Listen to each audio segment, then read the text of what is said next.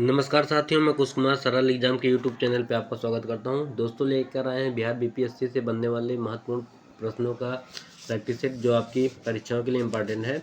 और उम्मीद है कि यह वीडियो आपको हेल्पफुल लगेगा आपके एग्जाम के थ्रू।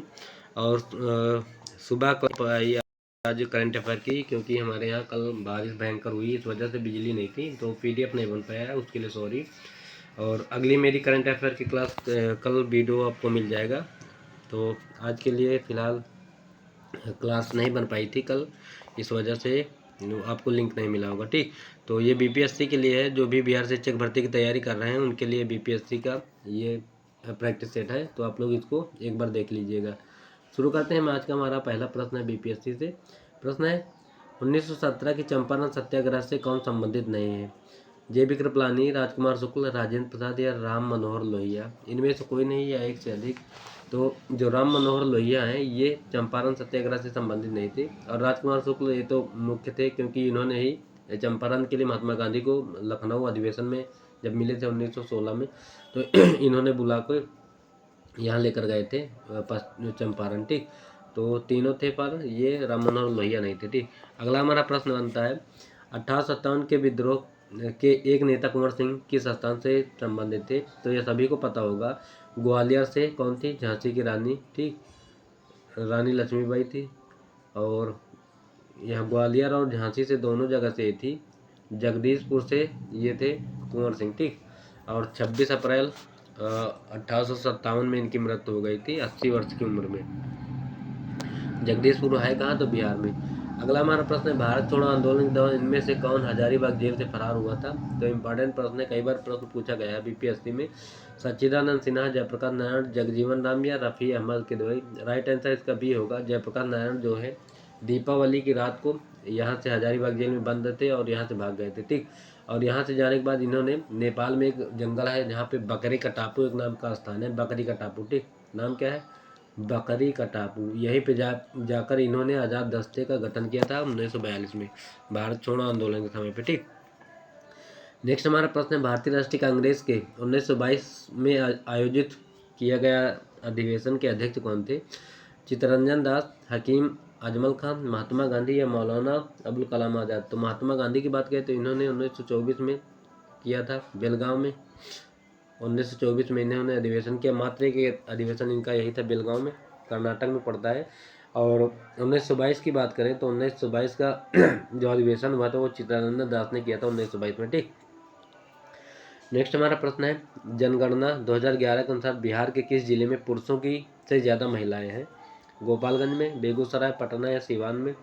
तो इसका जो राइट आंसर होगा ये गोपालगंज है। यहाँ पे महिलाओं की संख्या पुरुषों की अपेक्षा ज़्यादा है। अगर यहाँ 1000 पुरुष हैं तो महिलाओं की संख्या 1000 के प्लस ही होंगी, चाहे 1001 ही हो। ठीक, तो इससे कहते हैं लिंगानुपात महिलाओं का ज़्यादा है यहाँ पे। अगला हमारा प्रश्न है, बिहार विधान परिषद की बैठक किस वर्ष बुलाई गई थी? ऑप्शन है 1911, 1913, 1914 या 1919। तो इसका जो सही जवाब होगा आपका हो जाएगा 1913 में। ठीक, 1913 से एक चीज़ और याद रखना, 1913 में रविन्द्रनाथ टैगोर को गीतांजलि पे नोबेल पुरस्कार भी मिला था। ठीक, 1919 में काला कानून हुआ था। 1911 में बंगाल विभाजन रद्द हुआ था दिल्ली में। ठीक, ये याद रखना पॉइंट। अगला हमारा प्रश्न है, बिहार से रश्मि कुमारी एक क्या है? अंतर्राष्ट्रीय क्रिकेटर है, अंतर्राष्ट्रीय कैरम चैंपियन है या फुटबॉल खिलाड़ी या शतरंज खिलाड़ी। तो बिहार से जो रश्मि है वो है फिलहाल अंतर्राष्ट्रीय कैरम चैंपियन खिलाड़ी। ठीक, अगला हमारा प्रश्न है, बिहार सरकार को डिजिटल इंडिया अवार्ड किस लिए दिया गया था? बिहार में तकनीकी संस्थाओं की स्थापना के लिए, बिहार में आईटी क्रांति लाने के लिए, बिहार में ई प्रशासन की सुविधा प्रदान करने के लिए, कोविड-19 लॉकडाउन के दौरान बिहार के बाहर फंसे लोगों को सेवा प्रदान करने के लिए, या उपरोक्त में से कोई नहीं या एक से अधिक। तो राइट आंसर फिलहाल कोविड-19 का जो प्रोग्राम चल था 1922 में वही था। इसमें इन्होंने सुविधाएं ज़्यादा दी थी अपने राज्य के लोगों के लिए, वापसी के लिए। नेक्स्ट हमारा प्रश्न है, बिहार विधानसभा में अनुसूचित जाति के उम्मीदवारों के लिए कितनी सीटें आरक्षण है? 38, 40, 44 या 46। तो राइट आंसर इसका होगा 38 है, जो अनुसूचित जाति के लिए आरक्षित है। ठीक, विधानसभा में। अगला हमारा प्रश्न है, बिहार में पंचायत निकायों में महिलाओं को 50% आरक्षण किस वर्ष प्रदान किया गया? सही जवाब इसका ऑप्शन है 2005, 2006, 2009 या 2014। तो राइट आंसर हो जाएगा आपका बी ऑप्शन 2006 में। नेक्स्ट हमारा प्रश्न है, झारखंड बनाने के लिए बिहार को किस वर्ष विभाजित किया गया था? तो ऑप्शन है 2000, 2001, 2004, 2005। सही जवाब की बात करें तो एक ऑप्शन होगा ए 2000 में। नेक्स्ट हमारा प्रश्न है, बिहार में वर्ष 2021-22 के लिए पेश किए गए बजट में प्रस्तावित नया मंत्रालय किस पर केंद्रित है? तो बाल देखभाल, महिला सशक्तिकरण, आधारभूत संरचना विकास या कौशल और उद्यमिता विकास। सर्दी जुकाम की वजह से बोलने में थोड़ा तकलीफ है, फिर भी हम क्लास आप लोगों के लिए ले रहे हैं कि आप लोगों की क्लास बाधित ना हो, ठीक। तो इसका राइट आंसर की बात करें तो कौशल और उद्यमिता विभाग होगा, ठीक, विकास। अगला हमारा प्रश्न है, बिहार में मानव विकास उप मिशन के अंतर्गत कितने विभाग शामिल हुए हैं? 6, 7, 8 या 10? तो सही जवाब की बात करें तो राइट आंसर इसमें 7 विभाग हैं, ठीक। नेक्स्ट हमारा प्रश्न है, गरीब कल्याण रोजगार अभियान बिहार के किस जिले से प्रधानमंत्री द्वारा 2020 में शुरू किया गया था? ऑप्शन इसके हैं पटना, बांका, मधेपुरा या खगड़िया। तो सही जवाब इसका हो जाएगा आपका डी ऑप्शन, ठीक, खगड़िया होगा, ठीक।